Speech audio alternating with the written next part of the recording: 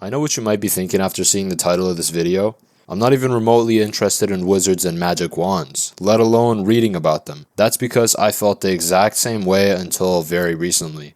Only a few years back, I couldn't even remember the last time I'd finished a book, and I absolutely despised reading. Instead, I would have rather just spent my time watching YouTube and playing video games all day. And if you had told me about 5 or 6 years back that I'd be reading multiple Harry Potter books without someone holding me hostage at gunpoint forcing me to read them, I'd probably laugh it straight in your face. Out of all the options there, I never thought I would actually like reading about Hogwarts School of Magic and wizarding and stuff. About broomsticks and corny spells like Wingardium Leviosa. Ugh, just thinking about it made me cringe. Matter of fact, I hadn't even watched a single Harry Potter movie back then, just because how freaking boring I thought it looked. Now let me bring you back to where it all started. I distinctly remember some of my classmates being absolutely obsessed with the series, always yapping on and on about Dumbledore and Hagrid. To me, it never really made any sense to read a book the size of a Yellow Pages phone book, when you could just watch a movie and get all the info you needed, or better yet, just play Black Ops for 7 hours and enjoy the best time of your life. I looked at those Harry Potter book readers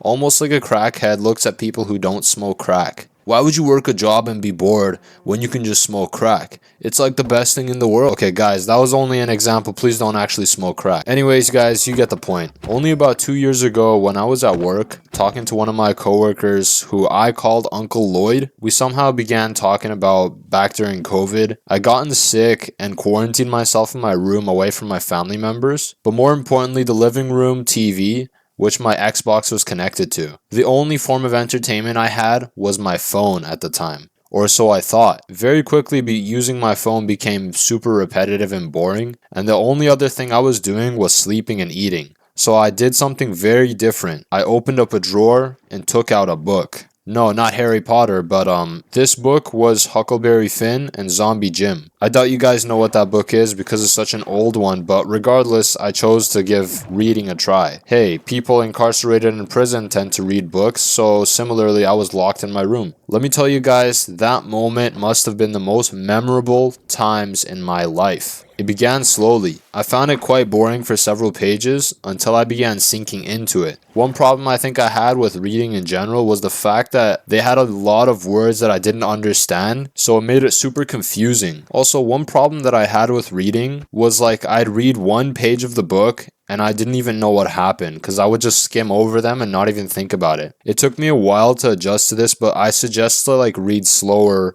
and try looking at every single word and read it out loud. Don't shout the words like you're a madman, but just loud enough for you to hear so you can comprehend it. Now, by the end of my quarantine, I had nearly completed reading this whole book. Can you guess what I did after I no longer had COVID?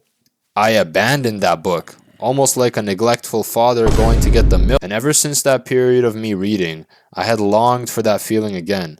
It almost felt as though I was living inside the book through the main character's point of view. It was truly an escape from reality. The only problem was I didn't have much time to read. I mean, how could I when I had my Xbox back and all the freedom to consume as much brain rot as I wanted? When I told Uncle Lloyd about this, and that I was wondering if I'd ever experience that much enjoyment from a book again, he told me to read Harry Potter. Instantly, I thought to myself, not again. These darn Harry Potter glazers. I explained to him that I couldn't bring myself to read about that stuff. I like horror, comedy, action, not fantasy. But that wise man, Uncle Lloyd, told me to give it a try. He said that he read it a lot back when he was around the same age as me, and his wife had recommended it to him back in the Philippines, so he'd really enjoyed it. But me being a stubborn wee young lad, I brushed it off and I didn't plan on taking his advice. But maybe about a month later, I found myself at the library just browsing through the books. Maybe I'll find a book that teaches me how to find the Atlanta money glitch, and I'll be able to drive a wide body scat pack. Of course, I did not find the Atlanta money glitch, otherwise I wouldn't be making this video right now. Instead, I thought back to the wise advice that Uncle Lloyd had so generously bestowed upon me. As I looked around the library for J.K. Rowling, the author of Harry Potter, I couldn't seem to find it anywhere. I realized Harry Potter was considered a children's book. Now, as a grown man, I began searching through the kids' books section until I found it, a small area of books labeled RO for Rowling. I quickly looked through and found the first book in the series, Harry Potter and the Philosopher's Stone. Boom, I checked it out, slam dunked it into my backpack, and I flew home on my rocket ship. Okay, just kidding. I probably bust home. Now, when I finally got home, I began eyeing that book down, skeptically wondering if this was a waste of time, if I was ever gonna read past the first couple of pages. Guys, take a wild guess what happened.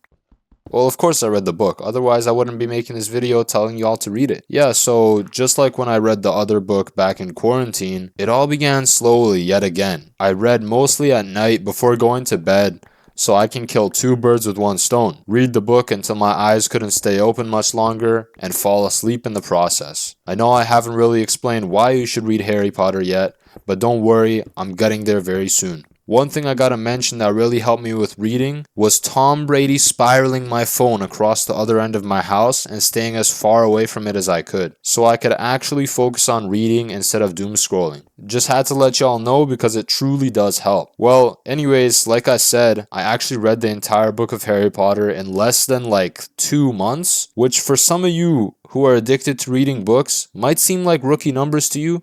I know some of y'all be finishing books the size of cinder blocks in like 3 weeks, but for someone who couldn't remember the last time he even read, this was surely a great accomplishment. Basically, the reason I like this book so much, and I'll try to explain it without revealing too many spoilers, was because the story wasn't just about a boy who went to a magical school. Nah, it talks about his life outside the school, how he's treated very poorly by his aunt and uncle that he lives with, and it sort of makes you feel for Harry in a way, and you start to root for him. Again, I'm not a super big fan of fantasy and magic still, but just the way the story is written really makes you feel like you're living inside the book through Harry's perspective. You can really feel when there's like a suspenseful moment. And as corny as it sounds, it really had you at the edge of your seat. Like some days as I was reading at night and left off on a bit of a cliffhanger, it made me want to know what happened the next day. And it was like you didn't want to put the book down. But another thing that it gave me was something to look forward to the next day. I would be excited to sleep early because I got to find out what happened